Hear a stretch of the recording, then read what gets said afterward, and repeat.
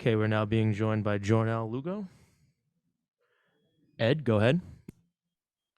Jornel, I'm glad I actually just read a quick headline about you. You took a hit financially with a crypto investment I read, and I'm just wondering, like, does that you're undefeated in the cage? Does that motivate you to keep on going and keep winning, or does that distract you from your training for a fight like you have coming up this weekend? Yeah, I need my money back. That's separate though. Like I definitely want to get, I definitely want to get my money back, but not from the sport. Crypto owes me that money, so I Okay. definitely take the money that I make winning fights, and I take portions of that and I invest it in crypto. So I plan on making the money that I lost, which is like $30,000. I plan on making that back in crypto. So they owe me one for sure. Wow. Santiago, go ahead. Hi, Jornel. Greetings from Amsterdam, and thank you for the time. Jornel, I want to take you back to November of last year when you fought against Tyler Soto. You didn't even have a contract back then. That all quickly changed, and now you're the number 8 ranked bantamweight. You're very young and, of course, undefeated. Is everything going exactly as you planned it? Oh yeah, even since before that, as an amateur, my second to last, my last amateur fight, I actually said I called out Scott Coker and I said Bellator I wanted to be signed, and I have a friend named Mike Kimball and he was signed with Paradigm, so I wanted to work with Paradigm as well. So everything that I wanted from back when I was still an amateur, from getting signed to Bellator to getting signed with Paradigm, all that, like all that happened. And another thing is, on my first Bellator fight, I came looking for the media. I snuck in the room because only the main card people got to do media day. So I snuck in the room and I was like, one day I'm gonna be up here. One day I'm gonna be like a big thing. So you guys should get an interview with me too. So yeah, now I'm here. Now you guys are interviewing me too. So yeah, everything's going the exact way I thought it would, and I believed it would. What did you make of Keith Lee's last fight? I know that Stutz is a phenomenal fighter with a lot more experience, but did you take anything from that fight, Jornel, that you want to use for yourself on Friday night? The main thing about that fight, if you watch it, is Keith Lee has good heart, man. Even when things are not going his way, he still sticks in there. He stays tough. So he's where he's at for a reason. It's because he has good heart. But I'm gonna show you guys that heart is not enough to be at the top level. Kobe, go ahead. Yeah, hi, Jornel. 6-0 has got to be a great place to be, undefeated. Where do you think you are as far as your development goes in MMA? Do you feel like you're improving every fight, or do you feel like you're really where you need to be right now? Yeah, I feel like I'm where I need to be right now because I'm able to handle the fights that I'm coming up against. But I definitely feel like I'm getting better every single fight. Like if you watch my fight between my first fight with Duma, you watch my fight with Sudo, and you watch my fight with Cass Bell, I'm like 3 different styles. You can't even prepare for me because you don't know what I'm gonna be bringing to you next time. So I'm always developing. I'm always trying to get better, and I'm always adapting to my opponent that I have to fight. So like the way I fight Keith Lee on Friday is not the way I'll fight somebody else. I fight everybody differently, and I improve all my skills all around the board for every month, every week. I'm constantly getting better. Every sparring session, I'm getting better. So, yeah. Last couple of fights, you won by decision. Previous to that, you were a little more aggressive. I'm wondering if you're looking at getting the finish as a secondary thing and winning first. Well, the most important thing is to get the victory for sure. Though I was getting stoppages, I was fighting people that weren't as high level. Obviously, they were my first couple fights. They were 50-50 fighters. And then right away on my third fight, I fought against a guy who was 4-1. So right away, if you look at my career, I fought a guy who was 4-1 at my third fight. Well, here's my whole thing, right? I fought a guy who was 0-0, a guy who was 2-0, 4-1, and then right away I went to undefeated fighters. 4-0, 4-0, then 5-1. Am I missing anybody? 4-0, 4-0, 5-1. I think that's everybody.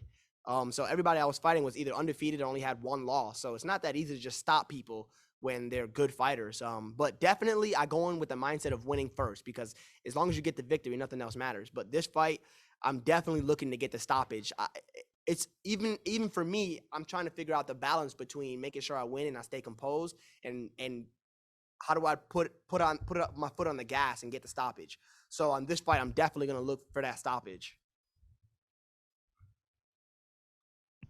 Paul, go ahead.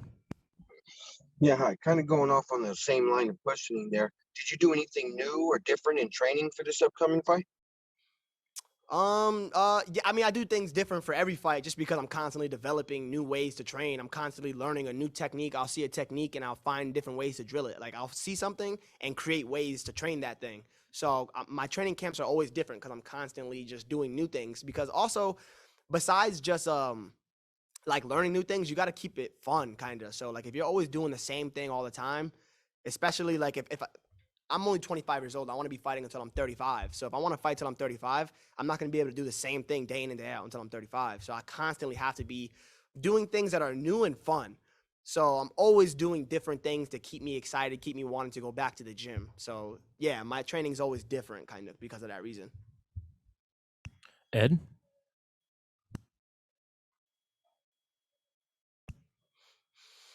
Luis, go ahead. Hi, this is your fourth time in Bellator's cage, and now you have in front of you a very tough opponent like Kate Lee. What does it mean for your career getting the win this Friday? And do you feel some extra pressure for keep the zero in your record? It's every single fight for me is important. There's no fight that's more important than the other. I mean, it doesn't really make a difference. If you lose 3 fights in a row, you're getting kicked out. If you win 10 fights in a row, you get the belt. So it doesn't really make too big of a difference who the opponent is for me. They're all equally as important. And what was that last question you said? What was the last part? What would it mean for about your keeping career? my undefeated record. Yeah. Me being undefeated is not what drives me. I just don't want to lose in general. Like I don't care if I have an O or not because I lost as an amateur. I lost before. I lost kickboxing fights. I've lost in a grappling tournament before. I've lost in different situations in life. I've taken losses before. So to me, the O doesn't mean anything. What means the most to me is not losing. Period. I don't care about the O. Because what if I had two losses? Then what does that mean? Oh, because I have 2 losses, now I'm okay with losing?